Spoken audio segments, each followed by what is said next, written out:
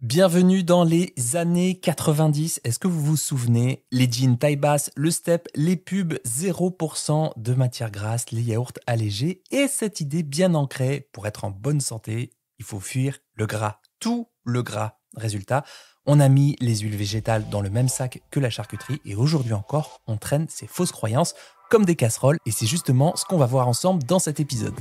Bonjour ou bonsoir, c'est Charles Brumeau, diététicien. Je suis ravi de vous retrouver pour un nouvel épisode de Dans la poire. Le 29 septembre, c'est la journée mondiale du cœur et de la prévention des maladies cardiovasculaires. Et moi, ça me tient à cœur de vous reparler de ces sujets avec un focus sur les idées reçues encore très tenaces qu'on voit passer à propos des matières grasses, principalement au sujet des huiles végétales.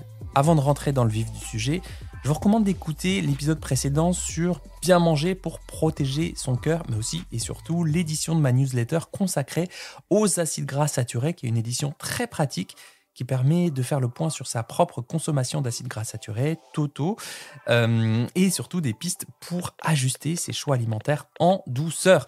Je vous mettrai le lien en description de cet épisode, comme toujours. Alors, le plan il est super simple, je vais prendre chaque idée reçue, chaque croyance, et hop, on va dérouler ça ensemble.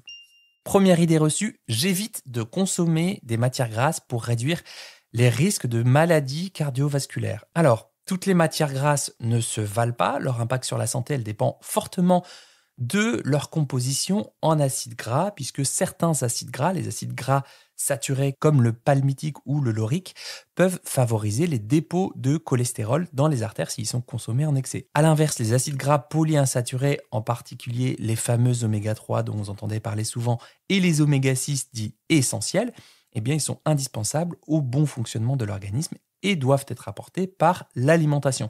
Les oméga 3, qui sont présents notamment dans les huiles de colza, de lin ou de noix, participent au maintien d'une bonne santé cardiovasculaire. Deuxième idée reçue, j'évite le gras, comme ça, je vais pas faire de gras, pas stocker. Alors, supprimer les matières grasses pour ne pas stocker, ça peut sembler logique puisque 1 gramme de lipides égale 9 kilocales contre 1 gramme de protéines égale 4 kilocales ou 1 gramme de glucides égale 4 kilocales. Mais c'est quand même une fausse bonne idée puisque notre corps a besoin de lipides chaque jour pour fonctionner correctement dans toutes les réactions, le milliard de réactions qu'il fait par seconde. Et enfin voilà, pour la santé, vraiment, tous les gras ne se valent pas. Certains sont à limiter, les gras saturés, les gras un peu trans notamment. D'autres sont plutôt à privilégier parce qu'ils protègent le cœur, le cerveau et la santé métabolique. Mais vraiment, éviter le gras complètement pour pas stocker, c'est une fausse bonne idée. Idée reçue numéro 3, il vaut mieux tout faire sans matière grasse. Mais oui, bien sûr. Faux, bien sûr, puisque pendant des années, le gras a été présenté comme l'ennemi numéro 1 de la santé. Et résultat, beaucoup d'entre nous pensent qu'une alimentation zéro matière grasse, c'est l'idéal vers lequel il faudrait tendre. Et ça, c'est une idée reçue tenace et surtout une erreur nutritionnelle. En réalité, les lipides sont essentiels au bon fonctionnement de l'organisme. Déjà, ils remplissent certaines fonctions vitales. Et c'est des trucs qu'on oublie très souvent, mais c'est une source d'énergie. Et oui, les lipides, c'est une source d'énergie pour que notre corps fasse ce qu'il a à faire. Ils participent à la construction des membranes de nos cellules. Ce sont des constituants littéralement de nos cellules. Ils assurent le transport et l'absorption des vitamines liposolubles, les vitamines A, D, E, K, donc les fameuses ADEC, c'est-à-dire que liposolubles, solubles avec les lipides. Et c'est pour ça qu'on vous dit de mettre un petit filet d'huile dans votre salade de carottes, sinon le bêta-carotène, hop, il vous traverse et il n'est pas fixé par l'organisme. Donc je le dis, je le répète, ce qu'il faut éviter, c'est pas forcément le gras en soi, mais certaines graisses en excès, comme les acides gras saturés qui sont présents dans la charcuterie, le beurre ou certains produits ultra transformés. Quatrième idée reçue, c'est pas vraiment une idée reçue, mais c'est ce que j'entends souvent en consultation. Une seule huile suffit pour sa santé, c'est plus simple. J'ai envie de vous dire oui, c'est plus simple. Utiliser une seule huile pour tous ces plats, ça peut sembler pratique, rassurant et surtout moins prise de tête, mais côté nutrition, c'est un peu simple, voire simpliste. Chaque huile végétale a une composition en acides gras différente et c'est précisément cette diversité qui est précieuse pour notre santé. Certaines huiles sont très riches en oméga 3. Vous connaissez bien sûr l'huile de colza, mais aussi l'huile de lin, l'huile de noix, d'autres en oméga 6 comme le tournesol, et d'autres encore en oméga 9 comme l'huile d'olive qui est la plus connue, ou l'oléisol qui est un peu moins connu. Or, notre organisme, il a besoin de ces 3 types d'acides gras pour fonctionner de manière optimale. Bon équilibre lipidique, système cardiovasculaire au taquet, structure des membranes cellulaires, régulation de l'inflammation, etc., etc. Justement, en variant les huiles, on diversifie ces apports nutritionnels, ce qui permet d'éviter les excès de certains acides gras et de mieux couvrir les besoins en oméga 3 qui sont souvent déficitaires dans la population.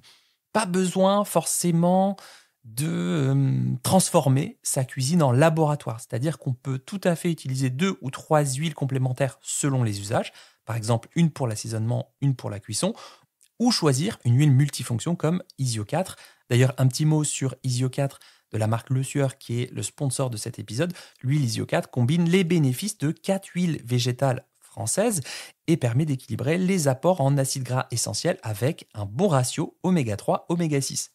Là, par exemple, je lis l'étiquette de la bouteille. Vous avez de l'huile de colza, de l'huile de tournesol, ce qui permet aussi de s'en servir pour la cuisson. Vous avez de l'oléisol, qui est de l'huile de tournesol à très haute teneur en acide oléique, donc un acide gras monoinsaturé. Et vous avez aussi de l'huile de lin très riche en oméga 3. Ce mélange-là, il combine plusieurs huiles végétales pour justement offrir ce bon profil nutritionnel oméga 3, oméga 6, oméga 9. Et puis en plus, il a le bon goût d'être assez polyvalent en cuisine. Allez, on passe à la 5e idée reçue. Une huile est forcément saine si elle est végétale. Ouais, j'ai l'impression que ça fait appel au biais de naturalité en y réfléchissant. C'est un peu cette tendance qu'on aurait de dire que c'est forcément plus sain parce que ça vient de la nature. Alors, chaque huile a une composition en acides gras différente. Je l'ai déjà rappelé dans cet épisode. Le colza riche en oméga 3, tournesol oméga 6, olive oméga 9 pour schématiser. Mais ce serait oublier certaines huiles végétales qui sont très riches en acides gras saturés, comme l'huile de coco ou l'huile de palme.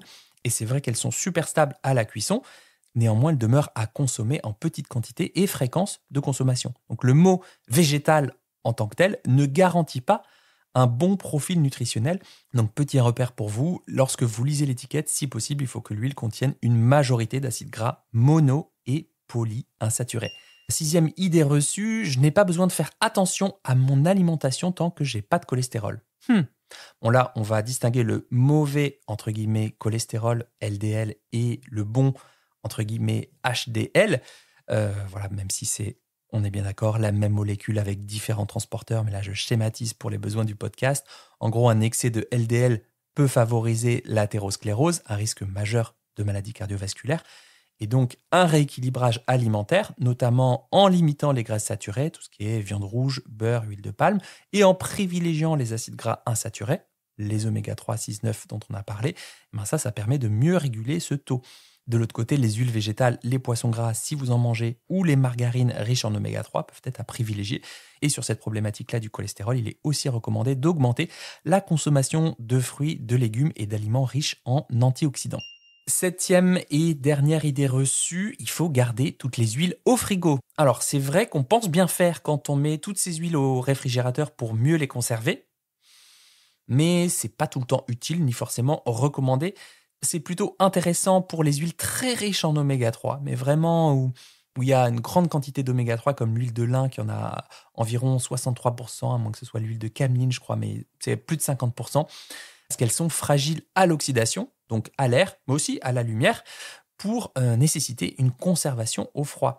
Elles s'altèrent assez vite à température ambiante et perdent leur qualité nutritionnelle et peuvent même développer un goût assez désagréable si elles rancissent. Donc vraiment, si vous sentez cette huile, par exemple si vous avez de l'huile de noix, de lin, de cameline, si vous sentez qu'il y a une petite odeur un peu rance, eh bien c'est que cette huile est oxydée, qu'il vaut mieux la jeter et en prendre une en petit contenant et la mettre au frigo à l'abri de la lumière. Mais pour la majorité des huiles végétales utilisées au quotidien, comme l'huile d'olive, de tournesol, de colza, une simple conservation dans un placard fermé, à l'abri de la lumière et de la chaleur, suffit largement. Donc à retenir pour vous, seules les huiles très riches en oméga 3, comme l'huile de lin ou de cameline, doivent être conservées au froid. Les autres, olive, tournesol, colza, peuvent se garder à l'abri de la lumière dans un placard. Voilà, c'était un épisode assez condensé, assez concis, très pratico-pratique. J'espère vous avoir donné des repères fiable et accessible dans la vie de tous les jours. Pour plus d'infos, lisez ma newsletter sur le gras saturé. Puis si ce podcast vous a aidé, vous a apporté des infos utiles, la seule chose que je vous demande aujourd'hui, c'est de le partager, notamment en laissant un avis, une note, un mot sur Apple Podcast ou sur Spotify. C'est ce qui fait aussi que d'autres personnes pourront tomber dessus par hasard sur cette sonothèque très complète de plus de 200 épisodes. Voilà, je vous souhaite un bel appétit de vivre et à très bientôt pour un nouvel épisode dans la poire.